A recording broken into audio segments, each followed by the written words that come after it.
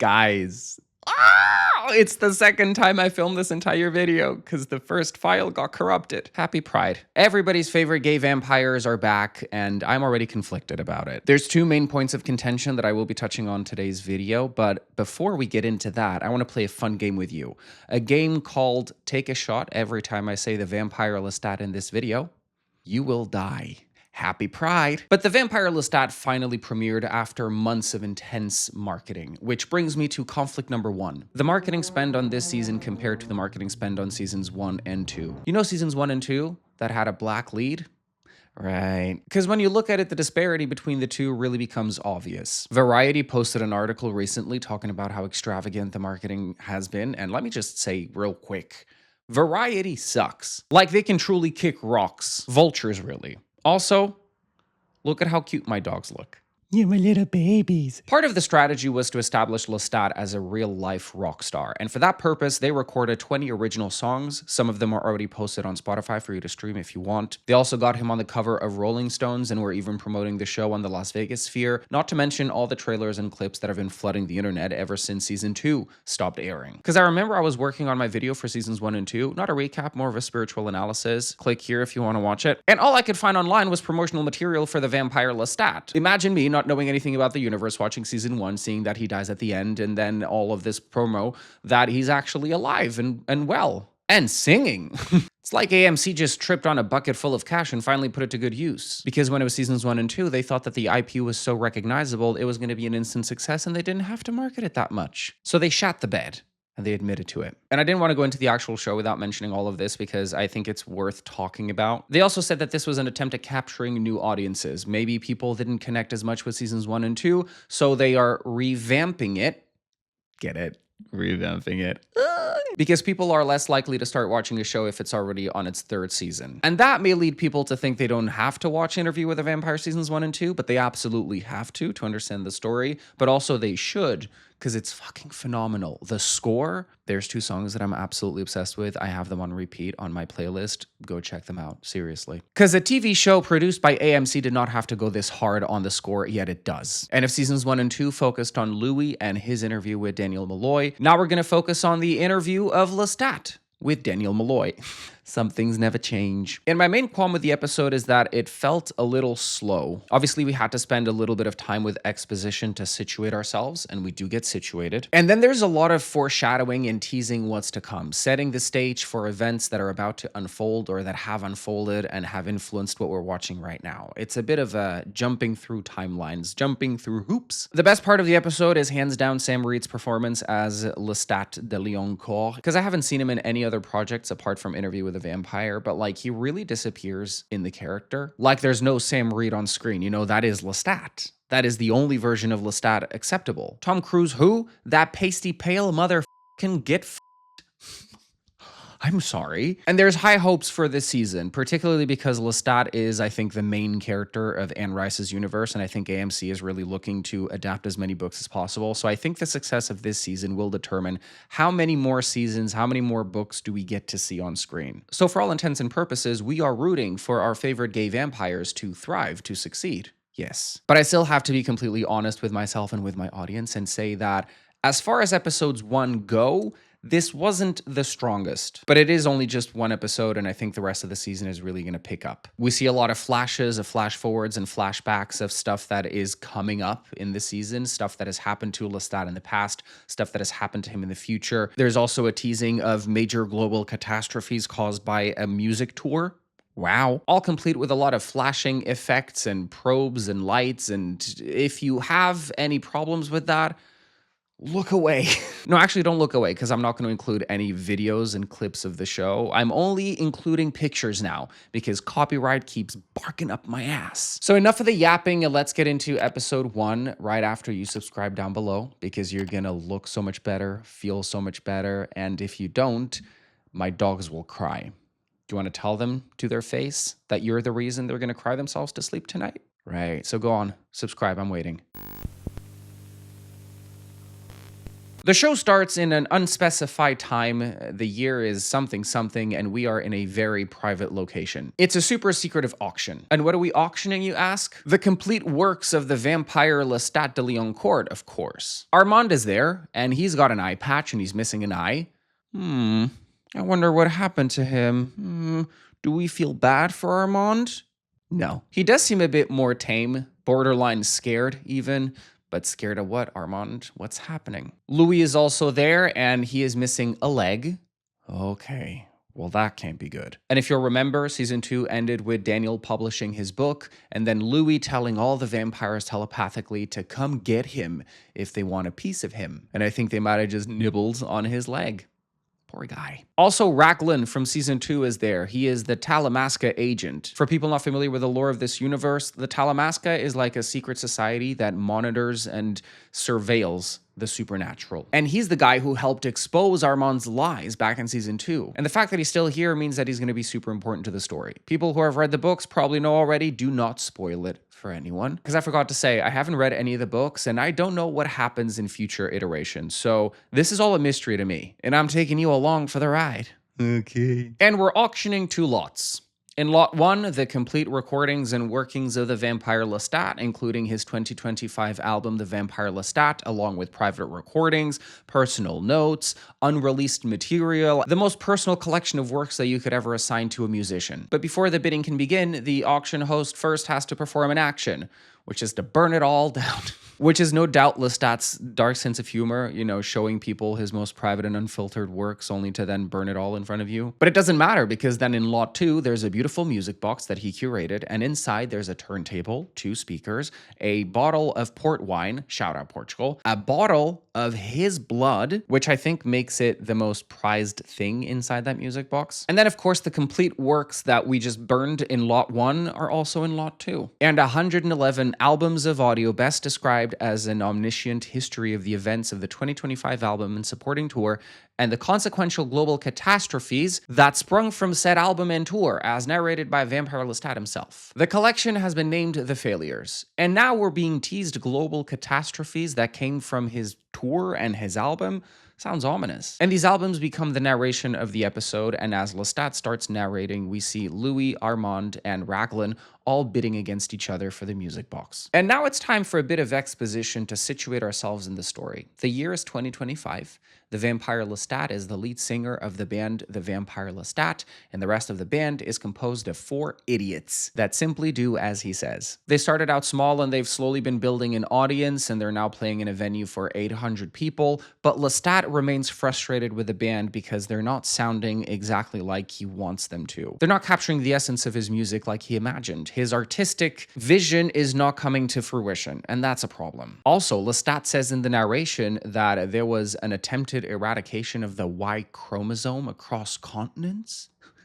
So like, someone really said, enough men, and did something about it. Nice. Because it was only a matter of time, it's only a matter of time until it actually happens. Christine Claire is the band's manager who handles all of the businesses with the real world. And Lestat even has a body double, a bricklayer they found in the Czech Republic, a doppelganger that looks like him, and that they use at night to provide him with ironclad bulletproof alibis whenever he goes on hunts. They send the doppelganger to a diner to stay there all night and be photographed. I think the doppelganger is played by Sam Reid, but honestly, it could actually be someone else. But the body double also provides him plausible deniability with the public. Because now everybody thinks that Lestat de Lioncourt is a fictitious creation from Daniel Malloy's book, and that Lestat the singer is a bricklaying karaoke fanatic from Europe. Also, are you still drinking every time I say the Vampire Lestat?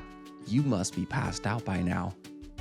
Nice. And not only is Lestat about to go on tour for his 2025 album, but he is also the subject of a documentary and an interview with Daniel Malloy. Rumor has it that he requested Daniel Malloy specifically, probably to stick it to Louis, but he'll never admit to it. And Daniel is skeptical about Lestat's intentions, because he doesn't understand why Lestat is wasting his immortality singing songs that nobody wants to listen to in pants no one should ever squeeze themselves into. And his answer are the ramblings of a disgruntled vampire who's been alive for far too long and is seeing the world around him crumble setting the stage for him to take over. The world is fucked up. It's the perfect time for the era of Lestat, which Daniel finds amusing, if not downright silly, ridiculous, because there's way less talented people than him with way bigger audiences. It's no one's era to take. It's just who goes viral more quickly. Yes. Still true. One thing I did not enjoy was hearing the 265-year-old vampire say Lululemon and Labubu. Who wrote that in the script? You will be dealt with. I will find you.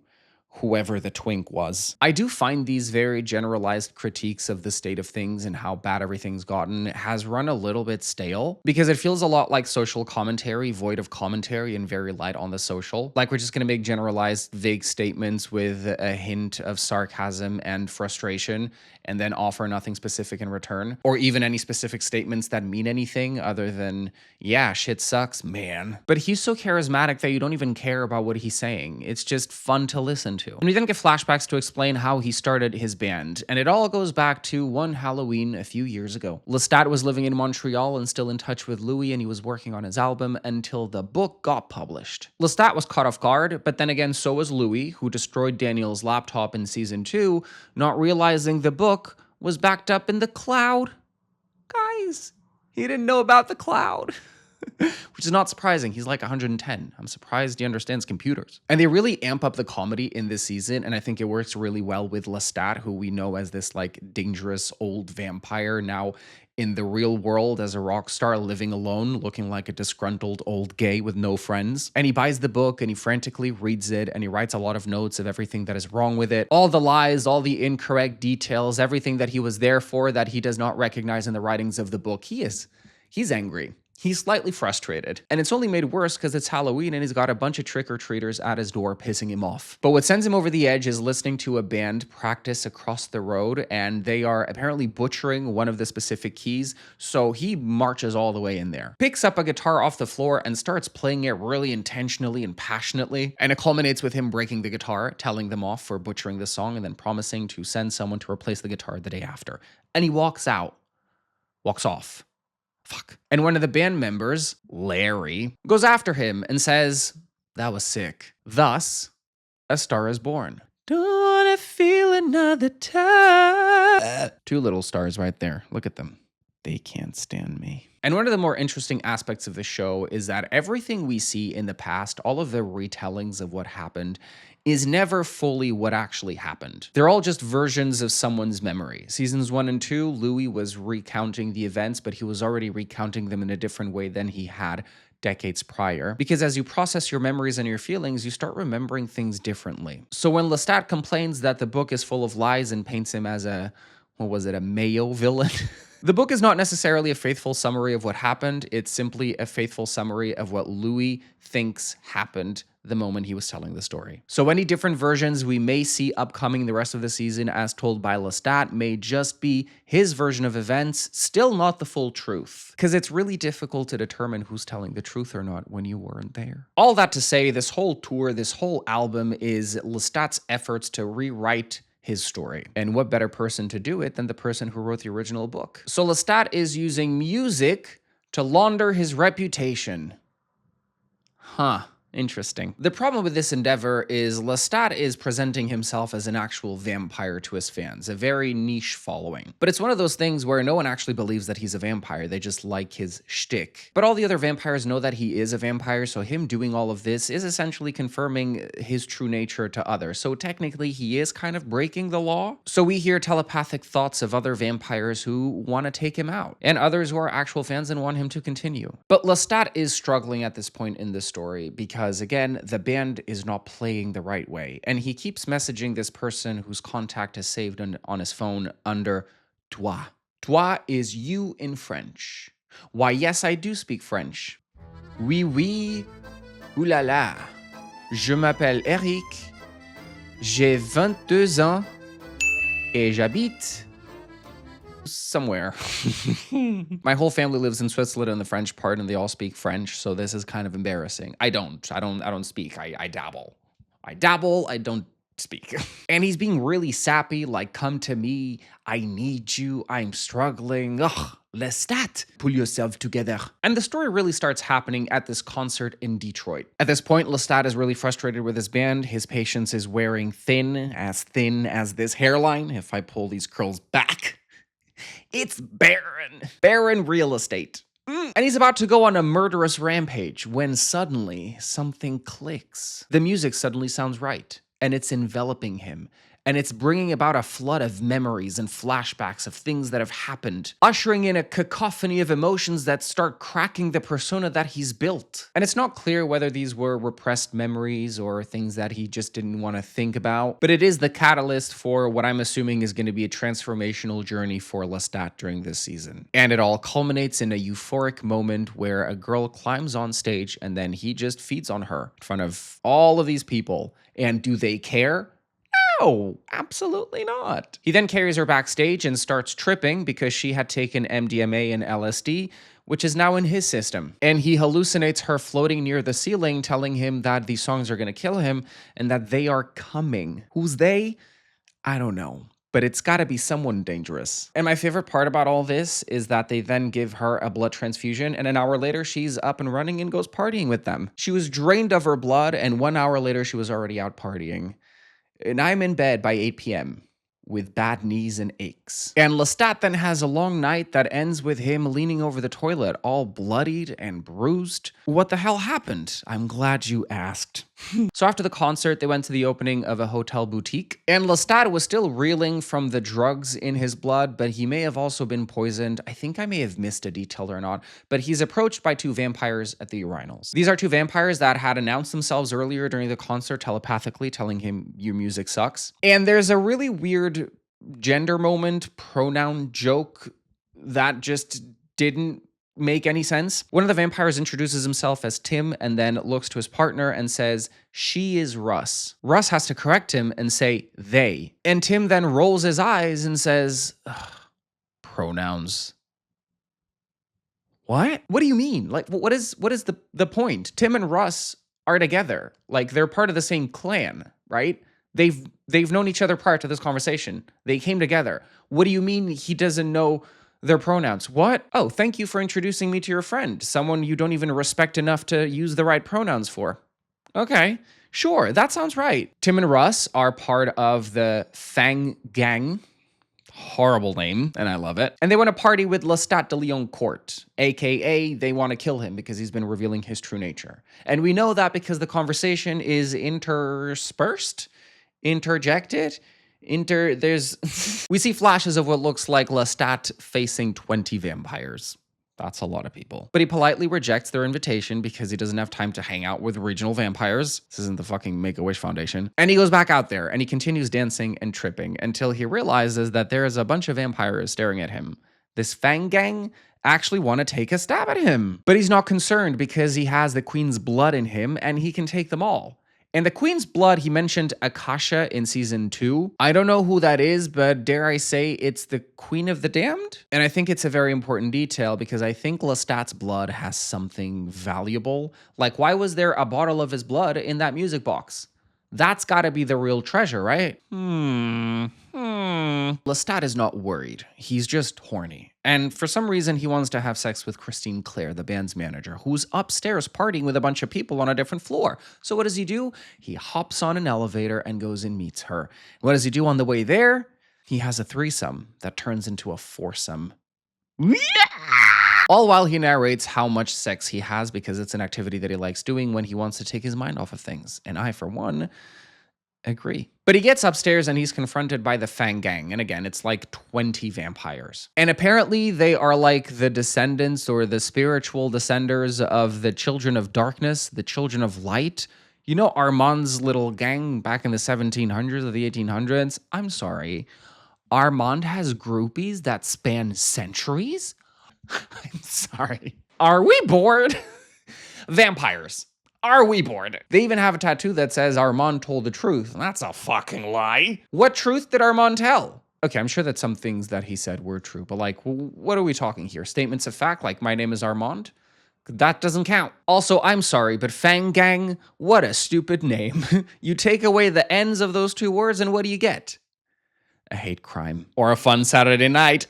Well, Lestat is full of confidence, and he fights them bravely, valiantly, heroically even, and he's about to succeed. But even the most fierce warriors sometimes fall, and he's overpowered. And he's about to be decapitated, and he can't help but laugh at how ridiculous they all sound. You know, if this is how he goes, then at least we got a chuckle out of it. Luckily, Daniel shows up with a vampire DJ who turns out to be one of the members of the Théâtre du Vampire. And they rescue Lestat, who turns on Tim and attacks him and bursts through the doors into the room where his band and all these other people are partying. And then he butchers Tim in front of them all, effectively finally revealing his true nature to the world. Well, because now he really did it. Now he really broke the law. Because up until this point, he hadn't even told anyone that he was an actual vampire. It was just the shtick that people bought into because they're fans of the culture. You know, fans of the merch. But now, girls, he's fucked. And he's feeling very exposed and he flies out of there. Yes, that's right. He can fly. Remember that? It's gotta be fun. I would never stop flying. I don't know why he ever walks. But okay. And there's a question that Daniel asks him twice that really stuck with me. Were you a stutterer as a child? Yes, Daniel. Yes, I was. I still am. It seems important, and I hope it's not just an example of Lestat lying through his teeth. I hope it actually leads to something more substantial. Because I love it when stutters become part of the plot. It's like, wow, I finally feel seen. I just hope they're not going to tell us that this fucker had a stutter and then cured it. Because you can't cure a stutter. Nuh-uh. Trust me, I've tried. You can edit around it, but you can't cure it. Very intrigued by it because it does come up twice. Like, what could it possibly mean? Like, to me, it means that maybe he sometimes goes to restaurants and bars and orders something that he doesn't actually want. Because what he wants, he can't say. Like, for example, I love Eggs Benedict for brunch, but I never get to have them because I know that as soon as I get up there, I'm going to stutter on the Benedict. So I'm going to get there and say, Eggs, and then nothing comes out. And you don't want to be the person that's staring at the waiter, staring back at you for 20 seconds as they wait patiently for you to get the word out, and then it just gets worse. Then I start hyperventilating, sweating, going red. So instead, I get up there and I say Eggs Royale, because Royale is easier to say than Benedict. Order something you don't want because what you want, you can't order. And if you want to help a stutterer in need, all you have to do is subscribe down below and like this video, and the algorithm will do the rest. Thank you. And that brings us back to this motel room. Lestat is still on the toilet, and then the person that he's been texting all day finally replies, I'm here. Here where? Then the door opens and Lestat looks up, his eyes glistening. It's been so long, ma chère. He seems deliriously happy and sad at the same time, and he says he's gotten himself into something that he can't get himself out of. And the person he's talking to is Gabriella, his fledgling, his lover, his His mother? What the Huh? What do you mean his mother? Because then they start making out and the episode ends.